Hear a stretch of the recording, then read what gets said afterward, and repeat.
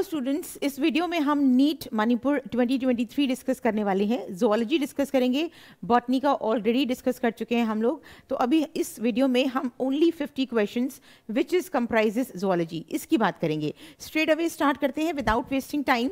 एक बात ये भी ध्यान रखेंगे बच्चों, थ्रू आउट द वीडियो अपनी एनसीईआरटी खोल के रखना, क्लास 11th एंड 12th, क्योंकि एनसीईआरटी की रेफरेंस में मैं आपको बताऊंगी कि क्वेश्चन कहाँ से उठाया हुआ है, किस तरह से लाइंस को चेंज करके आपको क्वेश्चन दिया है नीट मणिपुर के लिए।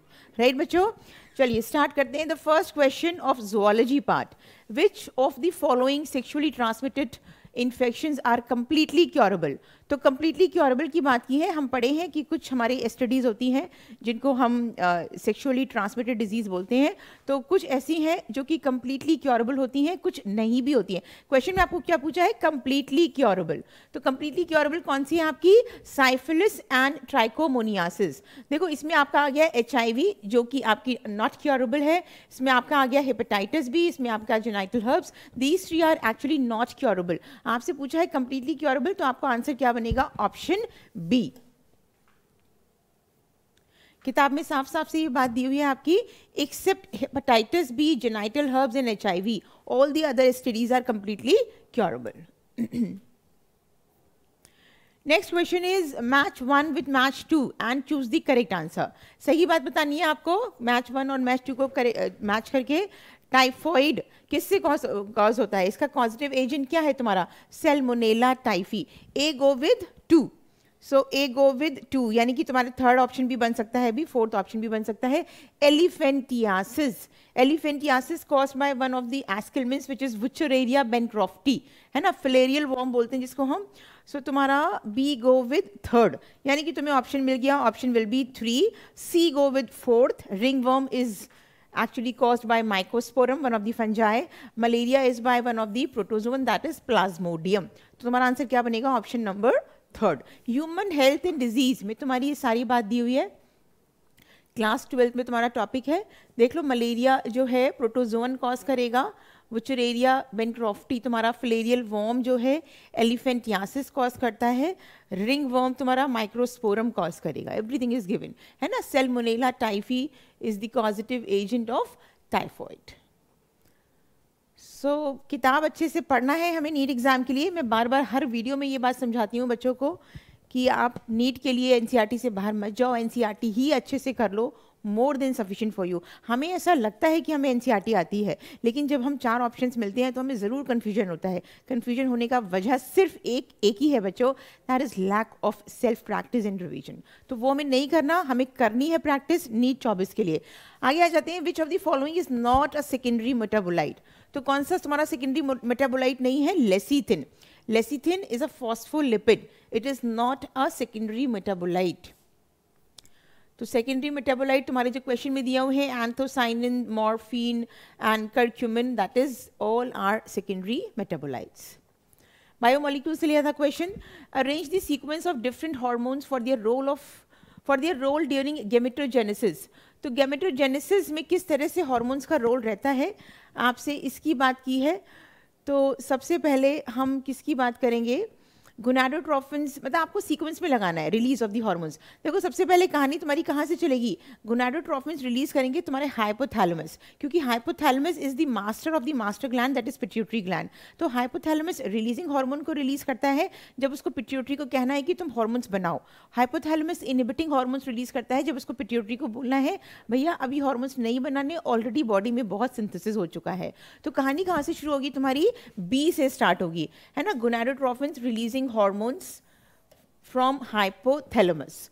तो बी, आई मीन देखो आंसर मिल गया तुम्हें, बी से कहानी स्टार्ट है। चेक कर लेते हैं आगे। E, gonadotrophin from anterior pituitary, sorry, hypothalamus ने पिट्यूटरी को कहा, पिट्यूटरी ने हार्मोन सिंथेसिस कर दिया, तो बी के बाद ई आ गया। अब तुम्हारा इससे क्या होगा? जब रिलीजिंग हार्मोन को सिंथेसिस करेगा, गोनाडोट्रोफिन पिट्यूटरी को सिंथेसिस करेगा, तो गोनाडोट्रोफिन किसको स्टिमुलेट करेगा? Secretion of androgens, male sex hormones, तभी तो गैमेटोजेनेसिस चलेगी आगे। ठीक बात है। Then after that androgen stimulate spermatogenesis, ठीक है। Then gonadotrophin FSH helps in the process of spermiogenesis. ठीक है बच्चों, तुम्हारा सही ऑप्शन क्या बनेगा? बी। सही ऑप्शन क्या बनेगा? 3 तुम्हारा, ठीक है। तो किताब में सब दिए हुए सीक्वेंस तुम्हारा देख लो कि हाइपोथैलेमिक हार्मोन है, रिलीजिंग हार्मोन। सबसे पहले हम कहानी यहीं से शुरू करते हैं। पिट्यूटरी ग्लैंड ने रिलीज किया, स्टिमुलेट सिक्रीशन हुए तुम्हारे गोनाडोट्रोफिन्स, फिर तुम्हारा एंड्रोजन सिक्रीट किए और उसने स्पर्मेटोजेनेसिस को सिक्रीट किया, which helps in the process of spermiogenesis. इसी लाइंस की सीक्वेंस तुम्हारी उस क्वेश्चन के स्टेटमेंट्स में दी हुई है। Everything is given in book.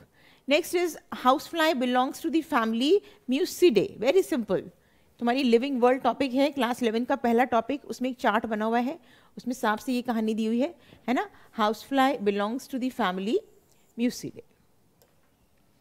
आगे आ जाते हैं। Select incorrect statement regarding chemical structure of insulin. तो insulin we know that it is the pancreatic hormone, pancreas बनाता है इसको और आपकी ब्लड शुगर लेवल को रेगुलेट करता है। तो mature insulin molecule consist of 3 polypeptide chain. देखो तुमसे बात क्या पूछी है, इनकरेक्ट बात पूछी है ना, तो आंसर तो तुम्हें मिल गया।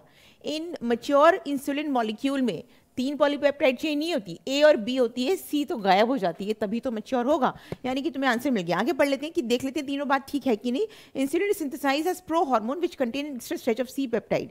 प्रो हार्मोन जब होगा तो उसमें सी प्रेजेंट होगा, सही बात। C peptide is not present in mature insulin molecule. देखो यही तो हम बात कर रहे थे कि सी पेप्टाइड जो होता है मैच्योर में नहीं होता, तो ये बात ठीक हो गई। इसी का कॉन्ट्रडिक्टरी स्टेटमेंट तुम्हारा ए दिया है, इसलिए वो गलत बात हो गई। Polypeptide chain A and B are linked by disulphide which is ठीक बात है। तो तीनों ऑप्शन सही है। ए is the incorrect statement, hence is our answer.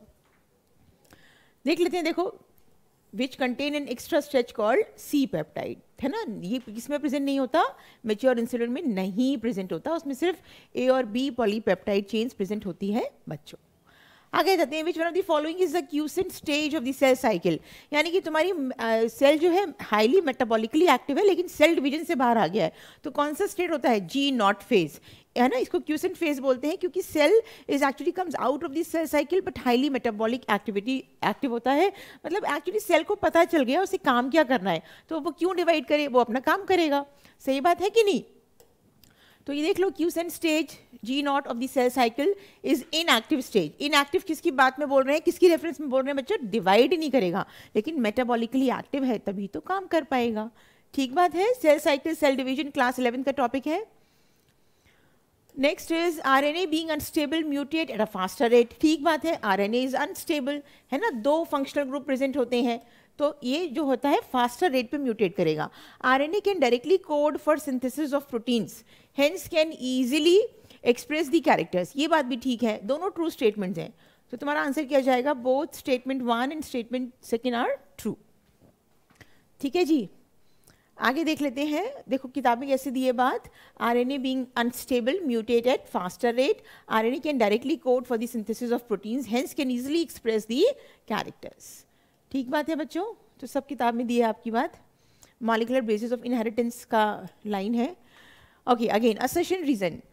Ascending limb of loop of Henle is impermeable to water and allows the transport of electrolytes actively and passively. ठीक बात है। Descending ascending loop पढ़े हो तुम, है ना। ये तुम्हारा लूप ऑफ हेनले, यहाँ से तुम्हारा पीसीटी से आगे जा रहा है लूप ऑफ हेनले। तो तुम्हारे लूप ऑफ हेनले में जो डिसेंडिंग लूप है is permeable to water and ascending is impermeable to water. यानी कि तुम्हारा ये इम्परमिएबल टू वाटर है, ठीक बात है। And it is actually allows transport of electrolytes actively and passively, यानी कि ट्रू स्टेटमेंट है ना। तुम्हारा जो ऊपर की तरफ लिम्ब जाती है that is impermeable to water. Dilution of filtrate takes place due to the efflux of electrolytes in the medullary fluid. ठीक बात है। तुम्हारा जो नेफ्रिक फिल्ट्रेट तुम्हारे लूप ऑफ हेनले के अंदर जो होगा ये डाइल्यूट हो जाएगा, क्योंकि क्या हो जाएगा, इस लिम्ब से तुम्हारे इलेक्ट्रोलाइट्स बाहर आ जाएंगे। तो बिल्कुल असर्शन भी सही है and this is also the reason of the first one. तो तुम्हारा आंसर क्या बनेगा, ए इज ट्रू। तुम्हारा आंसर क्या बनेगा, A and R R true and R is the correct explanation of A. We'll go for option 3। Next बात कर लेते हैं। देखो सब किताब में बात दी हुई है ना। The ascending limb of loop of Henle is impermeable to water but allows the electrolytes actively and passively. Therefore, as the concentrated fluid pass upward, it gets dilute due to the passage of electrolytes to the medullary fluid. है ना। तो दोनों statement सही थी और बात भी, reason भी सही था। तो कॉकरोच क्या है, very simple, cockroach is an insect और इंसेक्ट आर यूरिकोटेलिक। क्या होते हैं वो, यूरिकोटेलिक होते हैं। तो इसका सही आंसर क्या बनेगा तुम्हारा? ऑप्शन 2। देखो साफ साफ से बात दी है, इंसेक्ट्स, कॉकरोच एक इंसेक्ट है और इंसेक्ट क्या है तुम्हारा? यूरिकोटेलिक। ठीक है, नेक्स्ट पे आ जाते हैं।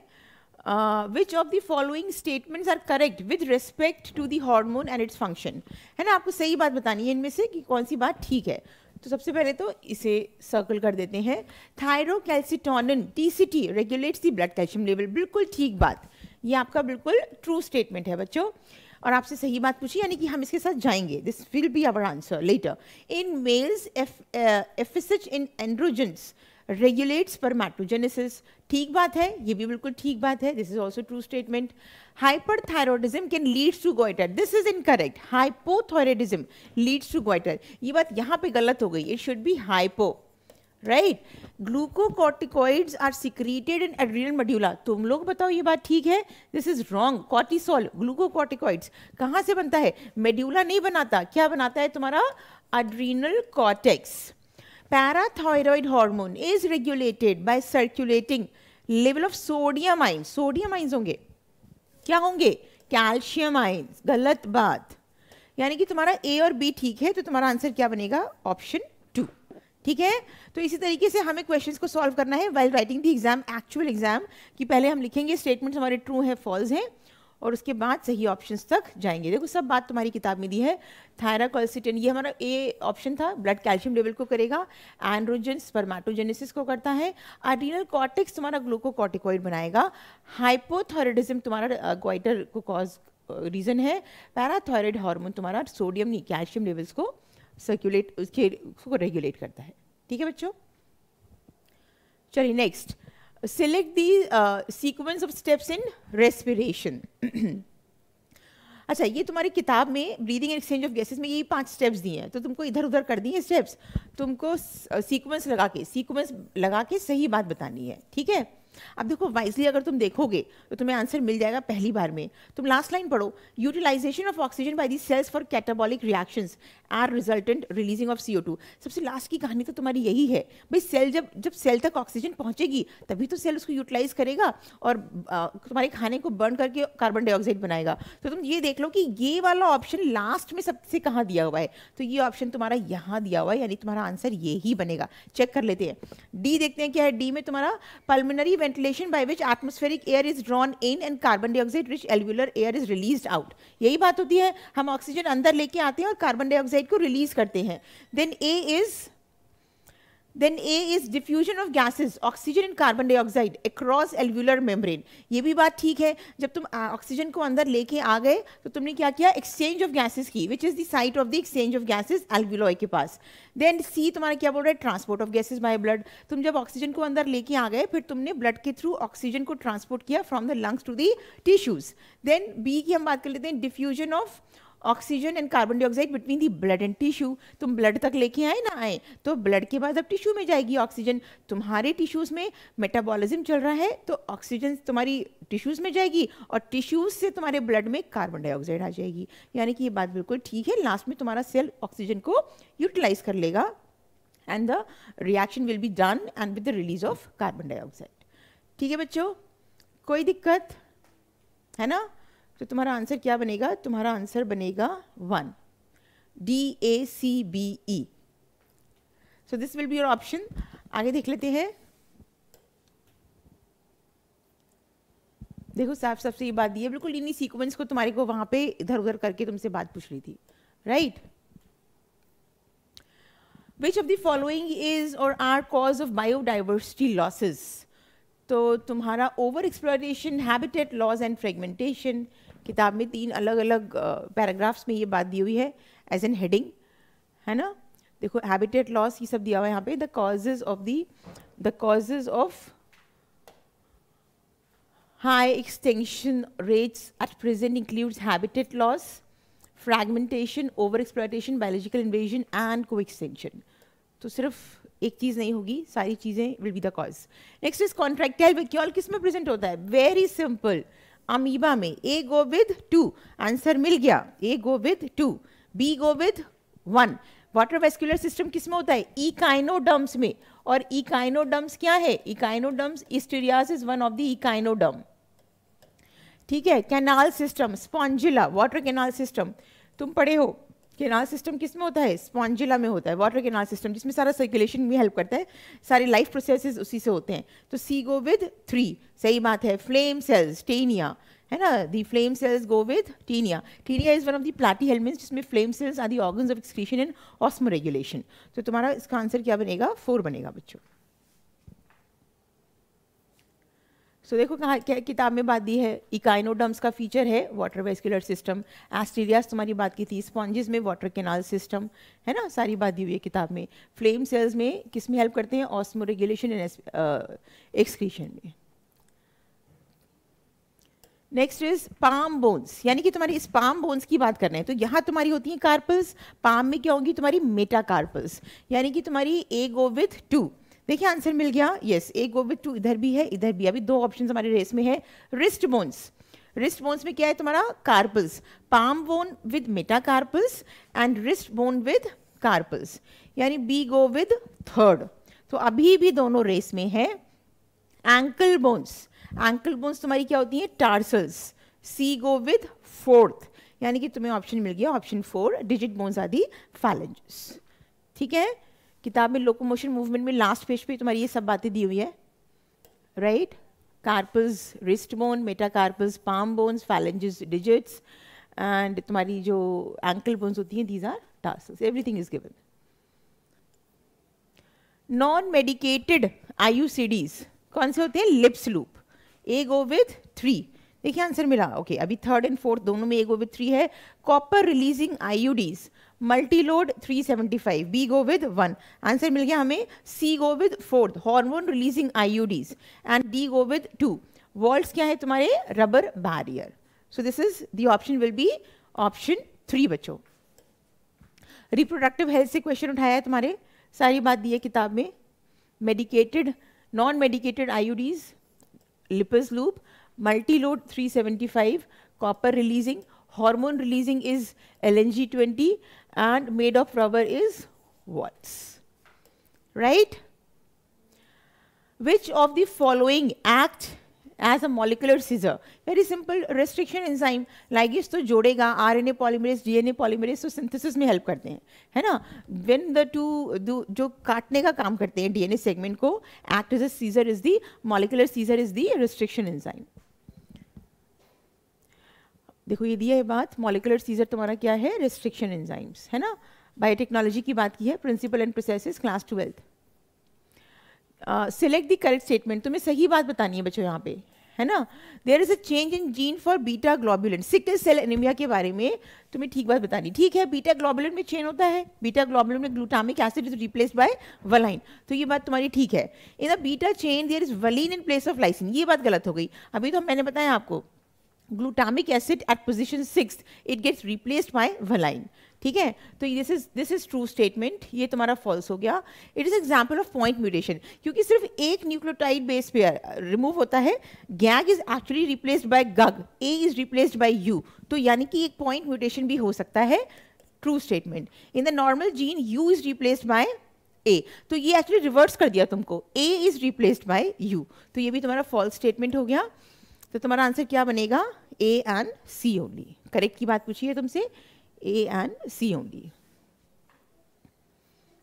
देखो किताब में दी हुई है साफ साफ बात, गैग टू गग, अगर तुम इसको ऐसे लिखोगे GAG to GUG, so A get replaced by U, है ना, उसमें दिया गया है तुम्हारा यू गेट रिप्लेस्ड बाय ये A, so that is what is wrong. देखो यहाँ पे दिया हुआ है glutamic acid is replaced by valine at 6th position, तो एक ही न्यूक्लियोटाइड बेस पेयर की चेंज हो रही है, so that means it is a point mutation बच्चों।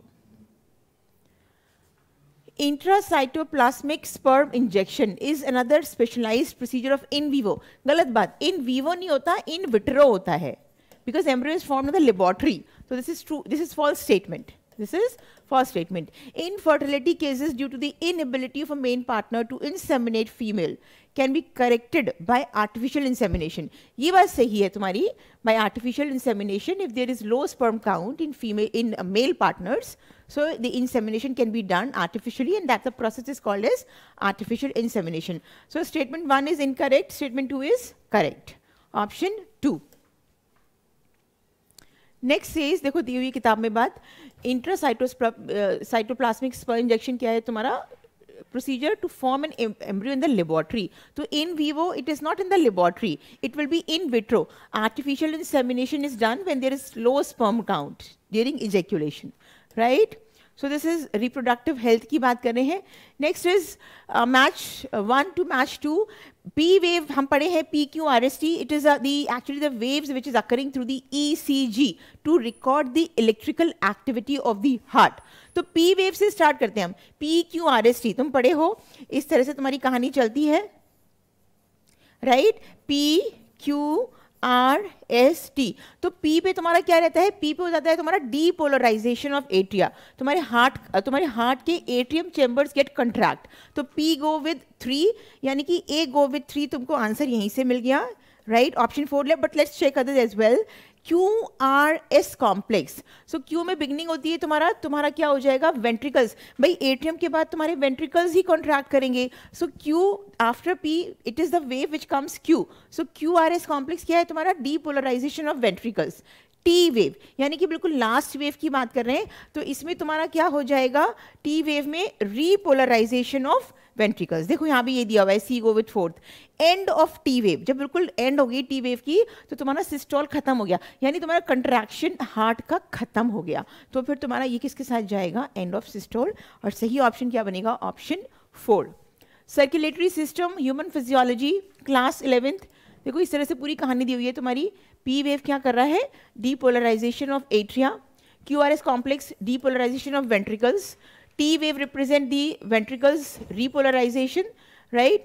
And actually T waves also marks the end of systole. समझ आ रही है बात? Body fluids in circulation, human physiology. Let's start question number 171. Question में WBCs के बारे में बात की गई है. डिफरेंट WBCs आपको दिए हैं और उनकी परसेंटेज की बात की है कि कौन सा WBC कितना प्रेजेंट रहता है. ठीक है, these are granulocytes and agranulocytes. तो हम ये बात जानते हैं कि न्यूट्रोफिल्स जो WBC है वो सबसे ज्यादा है आपके ब्लड में प्रेजेंट. तो न्यूट्रोफिल्स इज अराउंड 60 to 65%. कितना परसेंट होता है? 60 to 65%. C go with 4. अब देखो देख लेते हैं ये बात आपके ऑप्शंस में कहाँ दी है. C go with 4. तो अगर तुम्हें इतना भी मालूम है तुम्हारा आंसर सॉल्व हो गया, तुमको थर्ड ऑप्शन मिल गया, बिकॉज तुम्हारा C with 4th only is present in the option 3. Let's check others as well. A go with 2, यानी कि ओसिनोफिल्स की तुम्हारी परसेंटेज कितनी है? 2 to 3%. Acidophils is 2 to 3%. Then we go with 3, यानी लिम्फोसाइट्स तुम्हारे प्रेजेंट है 20 to 25%. एंड मोनोसाइट्स का परसेंटेज कितना रहता है बच्चों? 6 to 8%. तो आपका सही ऑप्शन क्या बनेगा? Option number 3. किताब में आपकी बात दी है body fluids in circulation, class 11th का टॉपिक है. Page number 194, 195. ये देख लो, neutrophils are the most abundant WBC, right? उसके बाद मोनोसाइट्स की बात की थी तुमसे, बेजोफिल्स की, ओसिनोफिल्स की बात की थी, लिम्फोसाइट्स की बात की थी क्वेश्चन में. तो ये याद रखना है. ये थोड़ी, दीज आर ऑल फैक्ट्स कि कितना परसेंटेज, कितना कौन से सेल का कितना परसेंटेज आपके ब्लड में प्रेजेंट है. You have to remember all these things, right? चलिए नेक्स्ट आ जाते हैं. 172 question says there are 2 statements given, statement 1 and statement 2, और आपको बताने हैं कि दोनों स्टेटमेंट्स का क्या सही है, गलत है. एक सही एक गलत है. तो goblet cells are the unicellular glands. बिल्कुल ठीक बात. Goblet cells one cell glands होते हैं. Actually these are columnar cells modified to form goblet cells and secrete mucus for our intestine, right? Then earwax is a secretion of exocrine glands. सही बात है. earwax क्या है तुम्हारे? exocrine glands है. यानी कि दोनों स्टेटमेंट्स तुम्हारे सही हैं. both statement 1 and 2 are true. Option number 3 जाएगा इस क्वेश्चन के साथ. ये देखो किताब में ऐसी दी है बात तुम्हारी कि यूनिसेलुलर ग्लैंड्स है goblet cells, and exocrine glands है तुम्हारे जो कि ईयर वैक्स बनाते हैं. सेरिमिनस ग्लैंड्स बोलते हैं इसको. आपके ईयर में प्रेजेंट होते हैं, आपके ईयर ड्रम को लिब्रिकेट करके रखते हैं. ठीक है. Next is 173. The primary follicles get surrounded by more layer of granulosa cells, a theca and show fluid filled antrum cavity that is antrum. तो तुम लोग बताओ जिसमें एंट्रम प्रेजेंट होगा क्या वो सेकेंडरी फॉलिकल हो गया? ये बात गलत हो गई. सेकेंडरी फॉलिकल नहीं होता बच्चों, वो टर्जरी फॉलिकल होता है. यानी कि ये स्टेटमेंट आपका गलत हो गया. Graafian follicle ruptures to release the secondary oocyte from the ovary by the process of ovulation. ठीक बात है. तुम्हारा ग्राफिन फॉलिकल रप्चर होगा एंड सेकेंडरी oocyte को रिलीज कर देगा. इस पूरे प्रोसेस को हम ओव्यूलेशन बोलते हैं. तो ये बात ठीक है आपकी. Statement 1 is false and 2 is 2 is correct, तो कहाँ पे जाएंगे हम? Statement 1 is false and second is true. ठीक है, सेकेंड ऑप्शन बनेगा आपका। नेक्स्ट इज, देखो किताब में दी हुई है आपके बाद, जिसमें एंट्रम प्रेजेंट होता है वो टर्जरी फॉलिकल है, और ग्राफिन फॉलिकल की रप्चरिंग को, रिलीज ऑफ oocyte को ओव्यूलेशन बोलते हैं बच्चों। Next is, if there are 250 snails in a pond, ecology से लिया है क्वेश्चन क्लास 12 से, and within a year their number increases to 2500, मतलब 250 से 2500 हो गए, 2500 हो गए बाय रिप्रोडक्शन स्नेल्स का population in a pond. What should be the birth rate पर स्नेल पर ईयर, है ना? पर ईयर पर स्नेल का नंबर कितना बड़ा? अब 250 से तुम्हारे 2050 हो गए, 2500 हो गए, तो तुम जितने इंक्रीज हुए उसको पहले देख लो, तुम्हारे इंक्रीज कितने हुए? इतने इंक्रीज हुए हैं। पर ईयर की बात कर रहे हैं, तो एक ईयर में कितना मंथ होता है? 12 मंथ होते हैं, तो तुम्हारा आंसर क्या आ जाएगा? 9 आ जाएगा। And this is the option, option number 2। ठीक है बच्चों, नेक्स्ट बात कर लेते हैं। The nose contains mucus-coated receptors which are specialized for receiving the sense of smell and are called olfactory receptors। ठीक बात है, olfactory receptors जो होते हैं वो स्मेल के लिए होते हैं। ठीक बात, बिल्कुल सही स्टेटमेंट है। Wall of the eyeball has 3 layers, है ना? eyeball का 3 layers होता है। The external layer is called choroid, ये बात गलत हो गई, यहीं से गलत हो गई। एक्सटर्नल लेयर तुम्हारी स्क्लेरा होती है, जो मिडिल लेयर की बात कर दी है ना, ऑपोजिट कर दिया है। और आपका कोरोइड जो होता है वो पिगमेंटेड लेयर होता है, और स्क्लेरा जो होता है वो कनेक्टिव टिश्यू होता है। तो बिल्कुल ऑपोजिट कहानी कर दी, यानी फर्स्ट सही है तुम्हारा, सेकंड गलत है। तो statement 1 is true and second is false. We'll go for option 1। So Manipur का paper is little quite difficult as जो तुम्हारा एक्चुअल पेपर हुआ था नीट का, तो इसके हिसाब से थोड़ा पढ़ना नीट 24 के लिए बच्चों। The nose contains mucus coated cell, तो हम बात किए थे ना अभी, ऑल्फैक्टरी रिसेप्टर्स तुम्हारे क्वेश्चन में पूछा था, है ना? तो ये तुम्हारी किताब में दिया हुआ है। Neural control and coordination sense organs की बात की थी, आई की। Which one of the following acts as an inducer of the lac operon, है ना? लेक ऑपरॉन का इंड्यूसर क्या है? Lac operon is actually basically for lactose metabolism, है ना? एंड ये जनरली ऑफ मोड पे रहता है, लेकिन इसको इंड्यूस करके हम ऑन मोड पे ला सकते हैं। तो इंड्यूसर क्या होगा तुम्हारा? उसका लैक्टोज, है ना? लैक्टोज मेटाबॉलिज्म का की बेसिस पे ही इसका नाम दिया है, और इंड्यूस इसको ऑन मोड पे लाने के लिए कौन रिस्पॉन्सिबल होगा? लैक्टोज। ठीक है बच्चों, देखो किताब में बात दी हुई है, hence the term inducer, and lactose is a substance for the enzyme beta galactosidase and it regulates the switching on end of the operon. Molecular basis का क्वेश्चन है, क्लास 12 से लिया है। Deforestation, deforestation, reforestation. डिफॉरेस्टेशन क्या मतलब? तुमने forest से सारा ही उसको बिल्कुल वो बना दिया, forest to non forest area में कन्वर्ट कर दिया, यानी ए go with 2। So A go with 2, देखो आंसर मिल गया तुम्हें यहीं से ही, ए गो विथ 2, है ना? फोर्थ ऑप्शन बनेगा बी गो विथ 4th, देख लेते हैं सही दिया हुआ है। रिफॉरेस्टेशन क्या होता है? Restoring a forest that was once existed but was removed, मतलब हमने जो पहले फॉरेस्ट था फिर डिफॉरेस्ट हो गया, फिर हमने उसको प्लांट उसको उस पर ग्रो करके उसको रीस्टोर कर दिया, सो दैट मीन्स रिफॉरेस्टेशन। ठीक बात है ना? We go with 4th। Green house effect तो बहुत अच्छे से हम पढ़े हैं, अच्छे से। ग्रीन हाउस इफेक्ट क्या होता है? Responsible for the heating of the earth surface and atmosphere. Carbon dioxide trap हो जाती है, leads to increase in temperature, तो that is green house effect. C is 1। ठीक बात है, सी 1 ही आ रहा है देखो तुम्हारे इसमें। Eutrophication means natural ageing of lake bye nutrient enrichment of its water, है ना? तो दैट मीन्स आपका ऑप्शन क्या बनेगा बच्चों? 4 ऑप्शन बनेगा। ठीक है, बात समझ आ रही है कि कैसे पढ़ना है आपको एग्जाम के लिए, नीट 24 के लिए। तो यूट्रोफिकेशन, नेचुरल एजिंग, देखो कैसे दिया हुआ है, नेचुरल एजिंग है of lake by the enrichment of the nutrients, right? Green house effect, naturally occurring phenomena responsible for heating of the earth, हमारे अर्थ का टेम्परेचर बढ़ जाता है। Deforestation is the converging of forest area into non forest. Reforestation is restoring of the forest. ठीक है, environmental issue class 12th। Diacetyl morphine is also called as smack, बोलते हैं बच्चों इसे, राइट? तुम्हारे ह्यूमन हेल्थ एंड डिजीज में drug abuse and alcohol वाला जो पार्ट है ना, this is given as here, chemically it is diacetyl morphine. Next is X and Y are the components of binomial nomenclature. तो binomial nomenclature में हम किसी भी ऑर्गेनिज्म को उसका साइंटिफिक नेम देते हैं विथ 2 वर्ड्स। वन क्या होता है तुम्हारा जीनस, और दूसरा क्या होता है तुम्हारा स्पीशीज या स्पीशीज एपिथेट, है ना? तो this name is system was proposed by Z. अब इसको किसने प्रपोज किया था? कैरोलस लिनियस ने, फादर ऑफ टेक्सोनॉमी. तो आंसर तो मिल गया होगा मेरी सारी कहानी से आपको जो मैंने समझाई.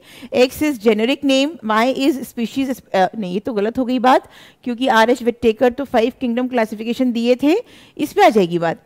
X generic name, Y species specific epithet, Z is Carolus Linnaeus. यानी तुम्हारा सही आंसर क्या बनेगा बच्चों? 1 बनेगा. देखो दिया हुआ है बात. First word is generic name, second is species epithetic and given binomial nomenclature है and given by Carolus Linnaeus. ठीक है. लिविंग वर्ल्ड बिल्कुल बिगिनिंग चैप्टर है, क्लास 11th में सबसे पहला चैप्टर पढ़ते हो तुम लोग, यहीं से तुम्हारा बायो का सफ़र शुरू होता है. Which of the following statements are correct. अब तुमको बतानी है इसमें से सही बात क्या है. तो reproductive health refers to the total wellbeing in all aspects of reproduction. ठीक बात.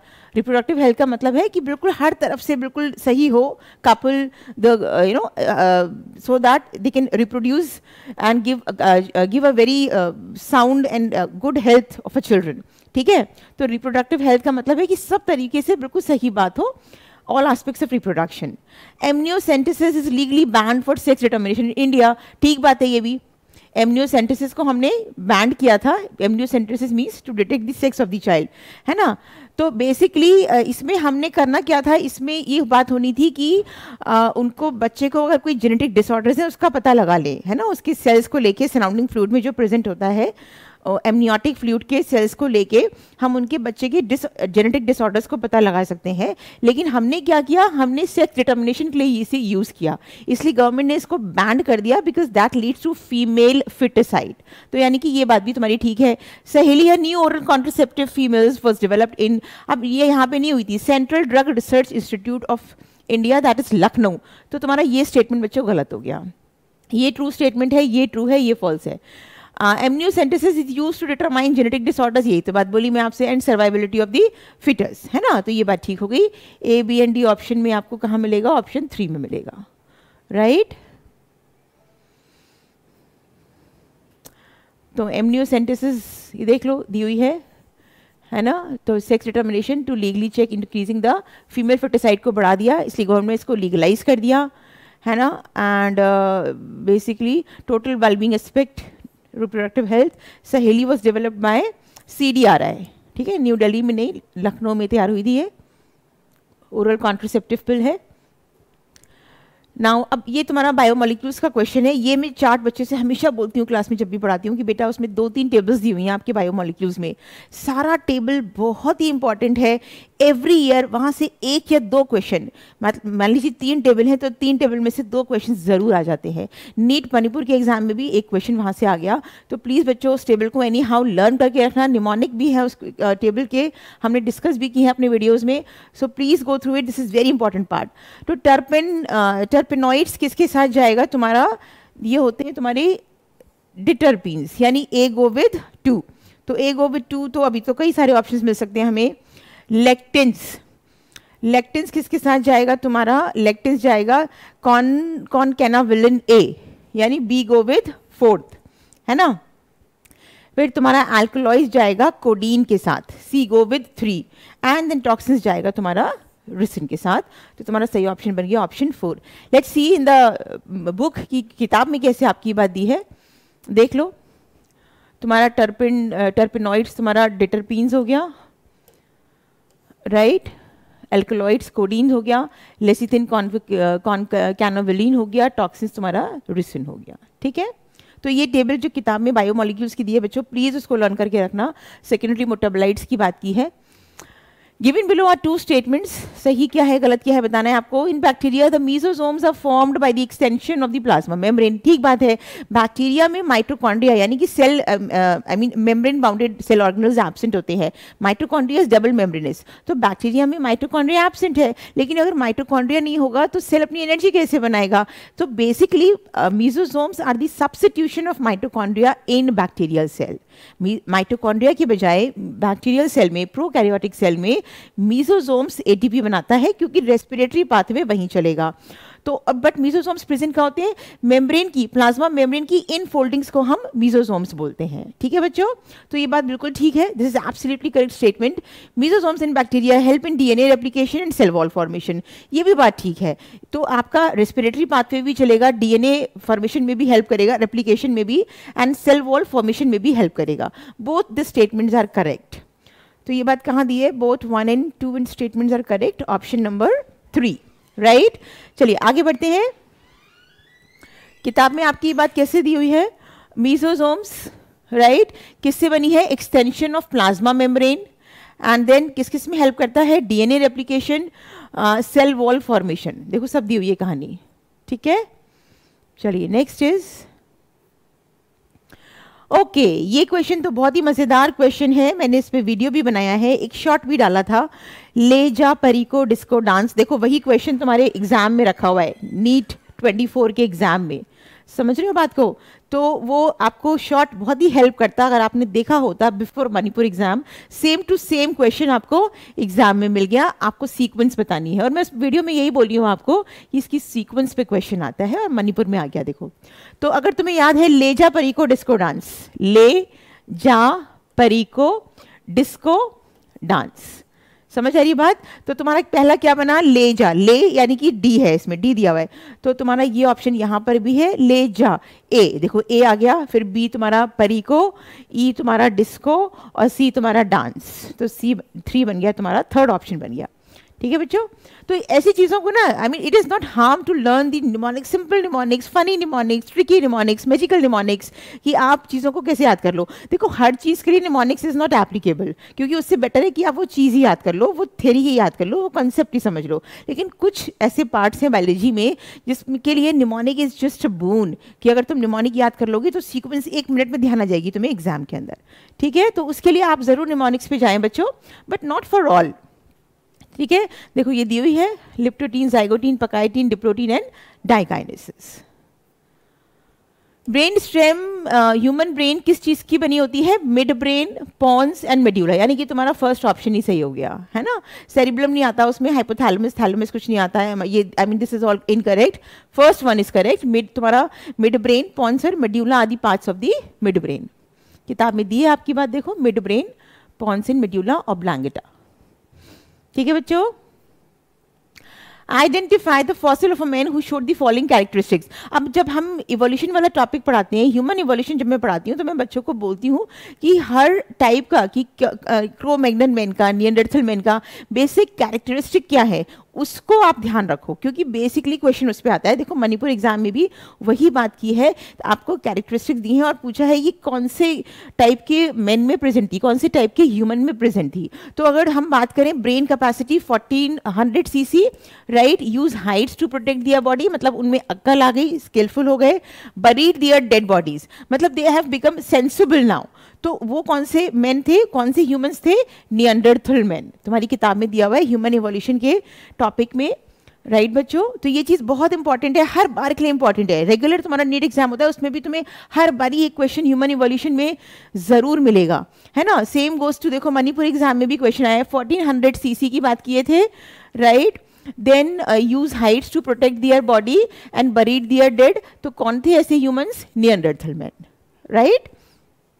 So this is very important part from the topic evolution. चलिए अब इसकी बात कर लेते हैं, विद रेफरेंस टू हर्शीज चीज experiment, select the correct statement. तो कई सारे एक्सपेरिमेंट थे, Griffith experiment of transformation was the first experiment, जिन्होंने कोशिश की है बताने की कि DNA is a genetic material, लेकिन वो बात पूरी नहीं हो पाई वहाँ पे, बट वो एक बेस है, उसी के आगे सब बातें की सबने। लेकिन तुम्हारा जो ये एक्सपेरिमेंट था, हर्शीज एंड चेस एक्सपेरिमेंट, बेटा ये कन्फर्मेटरी एक्सपेरिमेंट है, इससे हमें ये कॉन्फर्म हो गया कि डीएनए ही आपका जेनेटिक मटेरियल है। तो आपने पूरा ये एक्सपेरिमेंट जरूर पढ़ा होगा। Molecular basis of inheritance, genetics का तुम्हारा जो सेकंड टॉपिक है, बहुत अच्छे से एक्सप्लेन किया हुआ है तुम्हारी किताब में।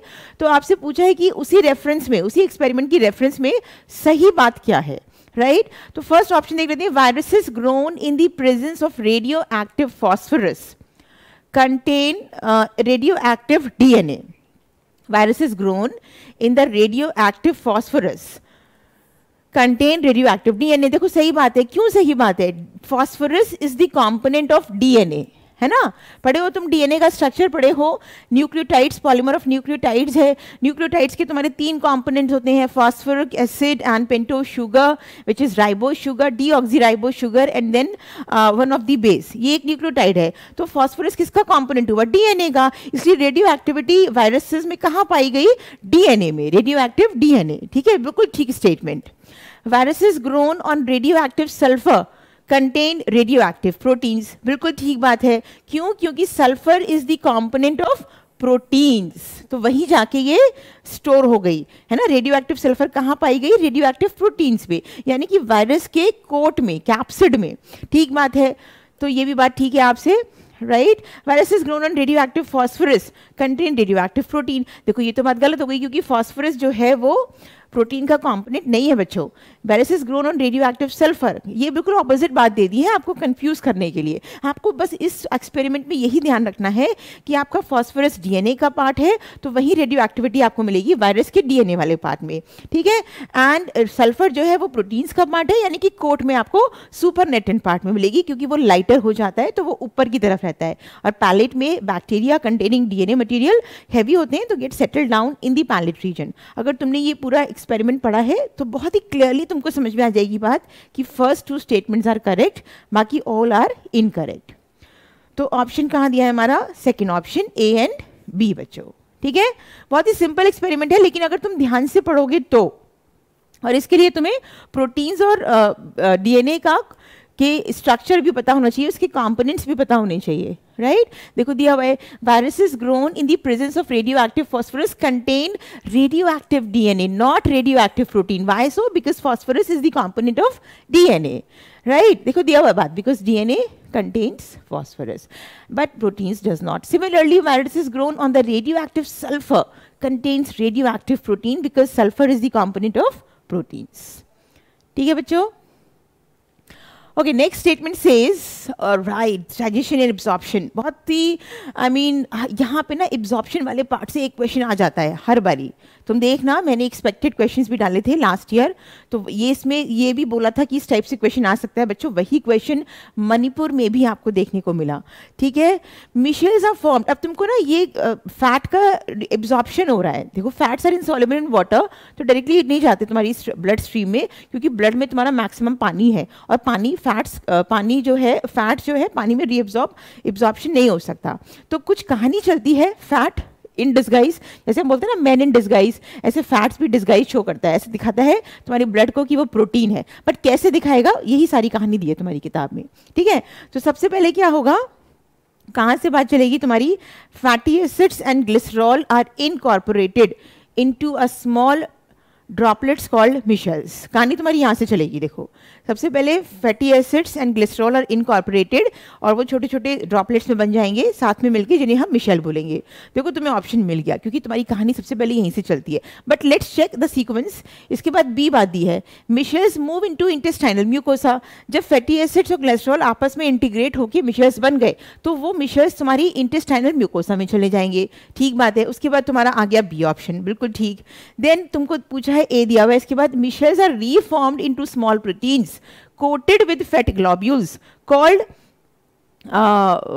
coated fat globules called chylomicrons। अब यहीं पे तुम्हारी men in disguise हो गई बात, है वो फैट ग्लोब्यूल्स, लेकिन कोट किसका कर लेंगे अपने ऊपर? प्रोटीन्स का, और प्रोटीन तो झट से पकड़ लेगा तुम्हारा ब्लड। समझ आ रही है बात?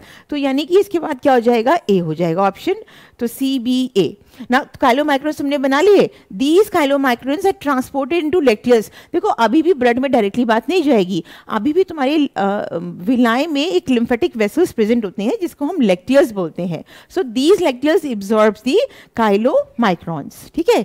ठीक बात दी है। फिर क्या होगा? Last is D, last is D, lacteals release the absorb substances into the blood stream. तो तुम्हारा वो लिम्फेटिक वेसल लेक्टियस काइलोमाइक्रोन्स को एब्जॉर्ब करके ब्लड स्ट्रीम में छोड़ देगा। So there how the fats is released into the blood stream.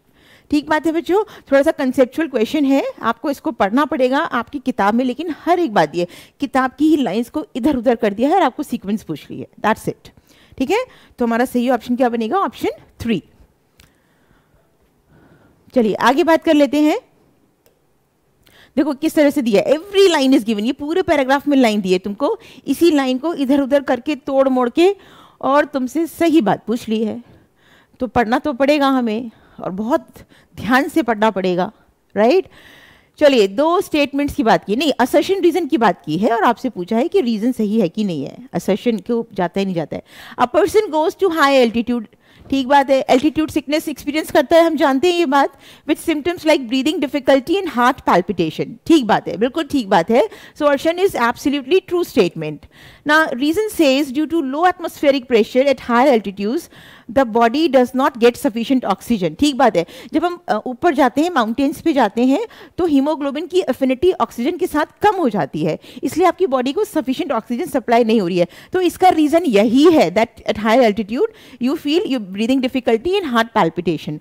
तो बिल्कुल सही बात है, और रीजन भी रीजन है असर्शन का। तो आपका आंसर क्या बनेगा? Both A and R2 and R is the correct explanation of A, option 3। देखो किताब में दी है आपके बात, कैसे दी है बात देख लो।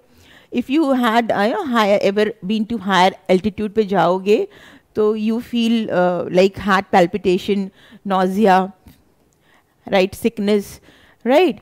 तो इसको हम एल्टीट्यूड सिकनेस भी बोलते हैं। तो it is due to the low atmospheric pressure and body does not get sufficient oxygen, ठीक है। तो किताब की लाइन को असर्शन रीजन में कन्वर्ट करके तुमको पूछ लिया है। The salient features of genetic code, genetic code पढ़े हैं हम, ट्रिपलेट्स के फॉर्म में होती हैं, 3 न्यूक्लियोटाइड बेस एक तुम्हारा जेनेटिक कोड बनाता है। तो पैलिंड्रोमिक नहीं होते, पैलिंड्रोमिक तो बिल्कुल गलत बात हो गई, दिस इज फॉल्स स्टेटमेंट। ये तो तुमको बायोटेक की बात कर दी है ना। UGA act is a initiator codon, गलत बात हो गई। यहाँ पे गलत बात क्या है बच्चों? This is terminator codon, it is not the initiator codon. Terminate करता है, तुम्हारी जब पॉलीपेप्टाइड चेन बन रही होती है तो लास्ट में आके ऐड हो जाएगा, it codes for nothing, hence the polypeptide chain formation ends. The code is unambiguous and specific, this is correct, ठीक है। The code is nearly universal, ये बात भी सही है, C and D ओनली। किताब में दी है आपकी सेलिएंट फीचर्स, उसी में ये दोनों बातें दी हैं, ठीक है। देखो इनिशिएटर कोडोन जो तुम्हारा AUG एक्ट करेगा, और जो UGA था वो तुम्हारा टर्मिनेटर है, ठीक है। कोड इज यूनिवर्सल, ये भी बात ठीक है। मॉलिक्यूलर बेसिस ऑफ इनहेरिटेंस की कहानी है। Arrange the events of renin angiotensin mechanism in the correct sequence. Excretory system, excretion and the products of their elimination, तुम्हारा टॉपिक दिया हुआ एक्सक्रीटरी सिस्टम, ह्यूमन फिजियोलॉजी का चौथा टॉपिक है। उसमें तुम्हारा regulation of kidney function last page पे दी हुई है बात, तो इसी की सीक्वेंस लगाया हुआ है। आई मीन इधर उधर कर दी है, आपको बताना है कि कैसे चलेगा मैकेनिज्म। सबसे पहले यहाँ पे क्या होगा, जब तुम्हारा GFR ग्लोमेरुलर प्रेशर जो होता है वो कम होता है, यानी तुम्हारा उसका रेट कम होता है, तब ये जो है मैकेनिज्म स्टार्ट होता है, स्टिमुलेशन मिलता है। तो तुम्हारा ऑप्शन कहाँ दिया हुआ है? Fall in glomerular blood pressure, यानी कि सबसे पहले ये बनेगा। तो C इज ओवर हियर, तुमको आंसर तो मिल गया यहीं से, क्योंकि कहानी तुम्हारी यहीं से ही शुरू होती है इस मैकेनिज्म की।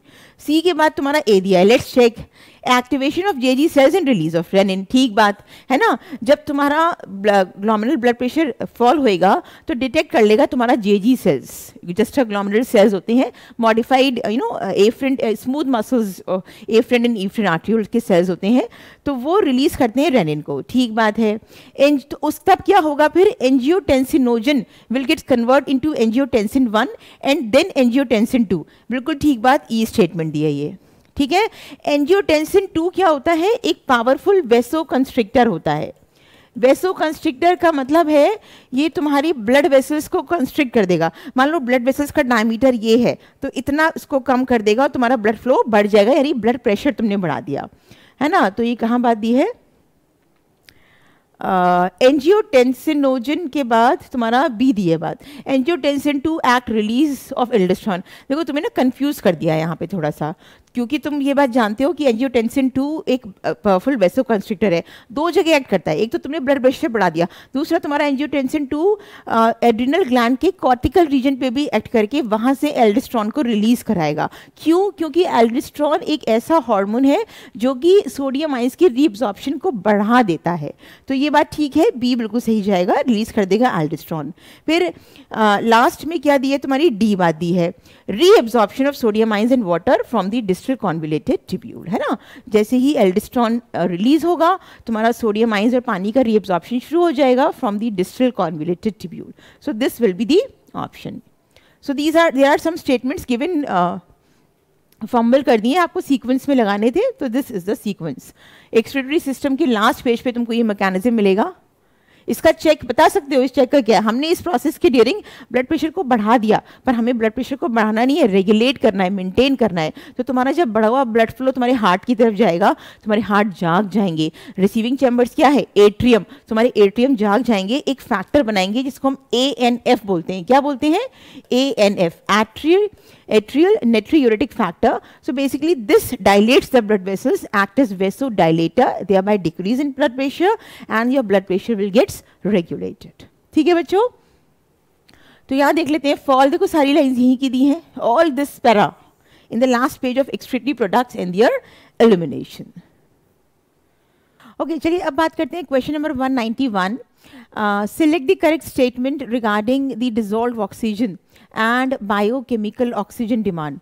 तो आपको करेक्ट बात बतानी है इस क्वेश्चन में. सही बात क्या है? BOD is inversely related to the dissolved oxygen. ठीक बात है, true statement. Low dissolved oxygen and high BOD leads to loss of aquatic life. This is also true statement. और हम करेक्ट की ही बात कर रहे हैं. High BOD leads to high dissolved oxygen. This is false. Right? Both BOD and dissolved oxygen are indicator of health of water body. Absolutely true. Both BOD and dissolved oxygen are affected by the amount of organic matter in the water body. This is true. यानी कि तुम्हारा A, B, D, E are the correct statements. So we'll go for option number 2. Right? तो बहुत ही कहानी जैसी बात दी हुई है about dissolve oxygen and biochemical oxygen demand. किताब में तुम्हारा इस तरह का चार्ट बना हुआ है बच्चों, इससे हम सारी कहानी पता लगा सकते हैं. चलिए आगे बात करते हैं. given below are the two statements. दो स्टेटमेंट्स दिए हुए हैं, आपको बताना है कि सही कौन सा है, गलत कौन सा है. Parathyroid hormone acts on bones and stimulates the process of bone resorption, है ना. हमारा PTH जो है, पैराथायराइड ग्लैंड जो बनाता है, वो बोन्स पे एक्ट करता है और बोन से कैल्शियम को रीअब्सॉर्ब करता है. बिल्कुल ठीक बात है, यानी कि डीमिनरलाइजेशन ऑफ बोन्स करता है. Right. And then parathyroid hormone along with thyrocalcitonin plays a significant role in carbohydrate metabolism. ये बात गलत हो गई. दिस इज ट्रू स्टेटमेंट, लेकिन ये वाला गलत हो गया. कौन से मेटाबॉलिज्म को रेगुलेट करेंगे दोनों साथ में मिलके? PTH and TCT. This is calcium metabolism. तो यानी कि statement 1 is true, statement 2 is incorrect. We'll go for option 1. तो अगर आप सही से नहीं पढ़े होते इस क्वेश्चन को, आप दोनों स्टेटमेंट सही समझते, क्योंकि यहाँ पे यही बात आपकी जो है वो गलत हो गई. कार्बोहाइड्रेट नहीं, कैल्शियम मेटाबॉलिज्म होता है बच्चों. ठीक है,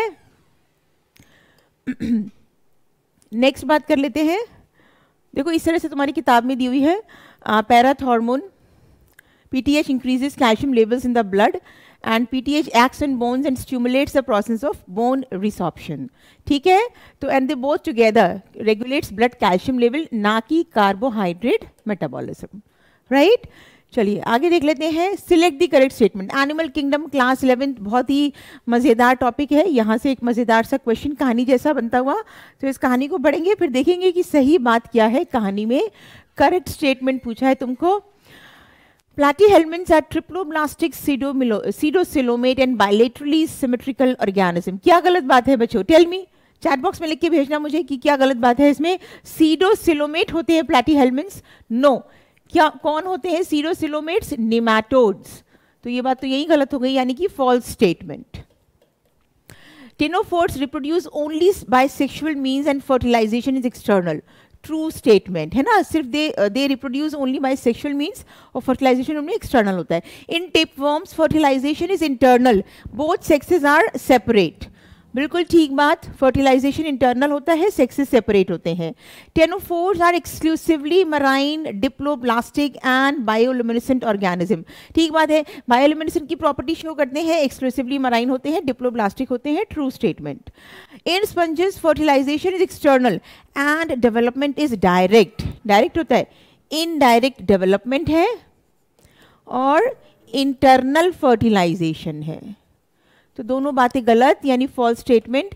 तो तुमको क्वेश्चन में सही बात पूछी है B, C and D, will go for option number 2।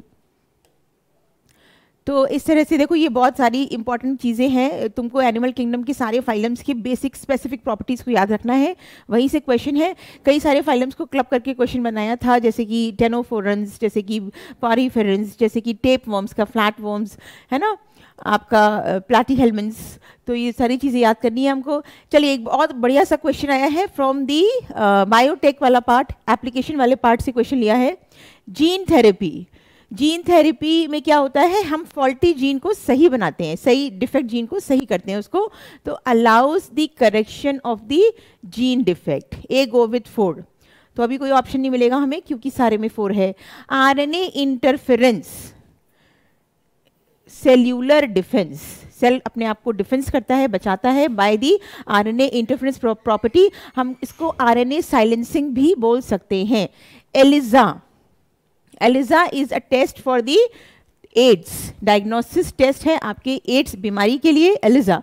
Gel electrophoresis में हमें पता है हम डीएनए फ्रेगमेंट्स को सेपरेट करते हैं। So A go with 4, B go with 3, A go with 4, B go with 3, अभी दोनों ऑप्शन में हमारे पास। सी go with 2, C go with 2, यानी कि हमें ऑप्शन मिल गया, एंड डी गो विथ 1। तो ऑप्शन सही क्या बनेगा इसका बच्चों, डी ऑप्शन बनेगा। आगे बढ़ते हैं, नेक्स्ट क्वेश्चन से। देखो सारी कहानी तुम्हारी किताब में दी है। आरएनए इंटरफेरेंस है ना, आरएनए साइलेंसिंग भी बोलते हैं, सेलुलर डिफेंस में यूज होता है। एड्स जो है वो किसका टेस्ट है, एंजाइम लिंक इम्यूनोसॉर्बेंट एसे, यानी कि एलिजा टेस्ट हो गया। एड्स को हम एलिजा टेस्ट से टेस्ट करते हैं। Separation of DNA fragments, gel electrophoresis. ठीक है, सारी बात किताब में दी है। बायोटेक इन एप्लीकेशन क्लास 12 का बायोटेक का दूसरा टॉपिक का क्वेश्चन था। Which one of the following statements are correct, which of the following statements are correct with respect to Golgi body. Simple question है, अगर तुम सेल वाला टॉपिक अच्छे से पढ़ के गए होगे। It is the important site for the formation of glycoproteins and glycolipids, यानी कि सही बात, ट्रू स्टेटमेंट्स, यही पूछा है तुमको, करेक्ट बात पूछी है ना। ग्लाइकोप्रोटीन्स, प्रोटीन्स और लिपिड्स बनते कहाँ है तुम्हारे, ईआर में बनते हैं, और वो ईआर जाके मॉडिफाइड कहाँ होते हैं, ग्लाइकोलिपिड्स में होते हैं, तो वही बात की है। It produces cellular energy in the form of ATP, ATP तुम्हारा गोल्जी बनाता है। लो कर लो बात, कौन बनाएगा एटीपी, माइटोकॉन्ड्रिया। गलत बात, चूआउट से लोअर क्लासेस से पढ़ते आ रहे हो, बेसिक्स की बात है ये। So this is false statement. It modifies the protein synthesis by ribosomes on ER, ठीक बात है, प्रोटीन सिंथेसिस को मॉडिफाई करता है, जो राइबोसोम्स ईआर पे प्रेजेंट होते हैं उसको मॉडिफाई करता है, यही तो बने तुम्हारे ग्लाइकोप्रोटीन्स, इसी को मॉडिफिकेशन किया है उसने। True statement. Is it facilitates the transport of ions, है ना, तो ये भी बात तुम्हारी क्या हो गई, गलत बात हो गई, फॉल्स स्टेटमेंट। तुमसे करेक्ट बात क्या पूछी थी, करेक्ट बात पूछी है तुमसे। It provides mechanical support, this is also false statement. तो सही स्टेटमेंट्स क्या बनेगा, ए एंड सी। तो सही तुम्हारा ऑप्शन क्या जाएगा, ऑप्शन नंबर 2। चलिए आगे बढ़ते हैं। नेक्स्ट इज, देखो किताब में दी हुई ये बात, number of protein synthesize by ribosomes plasmic endoplasmic reticulum पे जो प्रेजेंट है, गोल्जी बॉडी उसे मॉडिफाई करेगा। Golgi body is the site of the formation of the glycoproteins and glycolipids. तो 2 ही स्टेटमेंट सही थे, बाकी तीनों गलत थे। Select the incorrect statement with respect to multiple ovulation embryo transferred MOET technology, है ना। तो देखो हमें इनकरेक्ट बात बतानी है और पहले ही ऑप्शन में इनकरेक्ट बात दी है, तो हमारा ऑप्शन यही बन गया। यहाँ पे कितने सेल्स होते हैं, 8 to 32 सेल स्टेज, ठीक है, तो यही बात गलत हो गई, बाकी सारे स्टेटमेंट्स ठीक है। देखो ये बात दी हुई है, 8 to 30 fertilized eggs are 8 to 32 cell stage. Next is in cockroach forewings are transparent and prothoric in origin. दोनों बातें गलत हैं। जो तुम्हारे forewings होते हैं ना बेटा, this is opaque, this is opaque. And prothoracic नहीं होती, प्रोथोरिक्स पे तो कोई विंग ही प्रेजेंट नहीं होता, इट इज मीजोथोरिक्स एंड मेटाथोरिक्स, है ना। तीनों थोरेसिक रीजन में कॉकरोच के लेग्स प्रेजेंट है, a pair of legs present in each thoracic region. लेकिन तुम विंग्स की बात करोगे तो सिर्फ मीजो एंड मीटा पे है, प्रो पे there is no nothing, wings are present. तो ये भी बात गलत हो गई, यहाँ पे तुम्हारा क्या बनेगा, मीजोथोरिक्स। किताब में दिखाऊंगी अभी कैसे बात दी है, तो this is false statement, this is false statement, है ना। 2 देख लेते हैं। In cockroach the hind wings are opaque. अब देखो क्या कर दिया, वाइस वर्सा कर दिया, ये वाला इसमें जाना था और ये वाला इसमें आना था, और तुमको पूछ लिया है क्वेश्चन मीजोथोरिक्स, ये भी इधर जाना था और यहाँ पे मीटाथोरिक्स होती है, यानी कि ये बात भी गलत हो गई, दोनों स्टेटमेंट फॉल्स बन गए तुम्हारे। और तुम्हारा फॉल्स का ऑप्शन किस में है? Both the statements 1 and 2 are false, option number 4। ठीक है, देखो ये साफ साफ से बात दी है, the hind wings are transparent and membranized, है ना, और जो फर्स्ट पेयर विंग्स होते हैं मीजोथोरिक्स से अराइज होते हैं and they are opaque and dark. ठीक है, ध्यान रखेंगे। तो तुम्हारा स्ट्रक्चर ऑर्गेनाइजेशन इन एनिमल्स का जो कॉकरोच वाला पार्ट है उसमें से क्वेश्चन दिया था। नाउ एक और क्वेश्चन स्ट्रक्चर ऑर्गेनाइजेशन से, लेकिन यहाँ टिश्यूज की बात कर रहे हैं। कॉलुमिनार एपिथेलियम कहाँ प्रेजेंट होती है? कॉलुमिनार एपिथेलियम एक्चुअली प्रेजेंट होती है through out your alimentary canal. तो इसी से तुम पता लगा सकते हो inner lining of the stomach and intestine, because stomach intestine किसके पार्ट्स हैं? एलिमेंट्री कैनाल के पार्ट्स हैं। सीलिएटेड एपिथेलियम, कहाँ पे सीलिया चाहिए तुमको? जहाँ पे तुम डस्ट पार्टिकल्स को बाहर निकालोगे। तो रेस्पिरेटरी ट्रैक्ट में प्रेजेंट होती है। Bronchioles is a part of respiratory tract, तो वहाँ से सीलिया तुम्हारी क्या कर रही है? तुम गंदी हवा अंदर लेके जा रहे हो, पोल्यूटेड एयर, तो उस एयर में तुम्हारे जो डस्ट पार्टिकल्स हैं सीलिएटेड एपिथेलियम उसको बाहर निकाल रही है। B go with 3। ठीक है, squamous epithelium thin and flat epithelium है, तो हमको ऐसा कहाँ पे तुमको ब्लड वेसल्स में चाहिए होगा। एंडोथेलियम तुम्हारा किसका पार्ट है? ब्लड वेसल्स का पार्ट है। हम बोलते हैं ना endothelium cells of the blood capillaries. ठीक है, तो C go with 4th। Cuboidal epithelium तुम्हारे डक्ट्स में प्रेजेंट होती है, ducts of glands. So A go with 2। A go with 2 यहाँ भी है, यहाँ भी है। Ciliated epithelium B go with 3, ये यहाँ भी है, यहाँ भी है। Squamous epithelium C go with 4। देखो ऑप्शन मिल गया तुमको, ऑप्शन नंबर 4। ठीक है, आगे देख लेते हैं। नेक्स्ट क्वेश्चन सेज, सारी कहानी तुम्हारी किताब में दी हुई है स्ट्रक्चरल ऑर्गेनाइजेशन वाले टॉपिक में, पेज नंबर 101 देखना मिल जाएगा तुमको सारा कहानी। Now this is human health and diseases class 12th. So basically cytokine barriers क्या है? cytokine barriers है interferons. A go with 2. तो तुम्हारा ऑप्शन ये भी है, ये भी है। cellular barriers, neutrophils and macrophages are cellular barrier. B go with 3. तुमको ऑप्शन मिल गया। C go with 1. physiological barrier तुम्हारे mucus coating of respiratory tract, जो तुम्हारे सारे ट्रैक्ट से mucus coating है। physical barriers है tear and saliva, यानी कि ऑप्शन क्या बनेगा? 4th option. Let's move on to the next question. Next says select the grasshopper with respect, select the correct statement with respect to mechanism of sex determination in grasshopper. तो तुम्हें grasshopper के sex determination में को ध्यान रखते हुए सारी statements में सही बात बतानी है। कुछ statements दी हुई है, तो देख लेते हैं कौन सी statements तुम्हारी सही है। It is an example of female heterogamety, गलत बात। इसमें तुम्हारा जो है male heterogamety होती है। Male produces 2 different types of gametes with or without chromosome. So this is true. अभी मैंने तुमसे कहा कि मेल हेट्रोगेमेटी होती है तो 2 तरीके की गैमीट्स बनेंगे, विद और without x chromosome. Total number of chromosomes, autosomes and sex chromosome is same in both mails and females. ये बात भी गलत हो गई क्योंकि एक में तो है और एक में नहीं है, तो this is wrong statement. All egg bear an additional X chromosome besides the autosome, this is true statement. यानी कि तुम्हारी सही बात क्या है? B and D only. तो I guess this is all. This is the last question, 200 question. तो बेटा ये मणिपुर तुम्हारा जो जुआलॉजी का पेपर था हमने डिस्कशन किया है। आई गेस तुमको समझ आई होगी बात कि कैसे हमें पढ़ाई करनी है अब नीट 24 के लिए। ये सारे क्वेश्चंस बेस हैं इस बात के कि तुम कैसे थियरी को रिवाइज करो, बार बार क्वेश्चंस को किस तरह से लगाओगे, सही आंसर तक कैसे पहुंचोगे, ये सारी बातें तुमको इस वीडियो में ज़रूर सीखने को मिली होंगी। So that's all for NEET 2024 zoology paper discussion. Thank you all.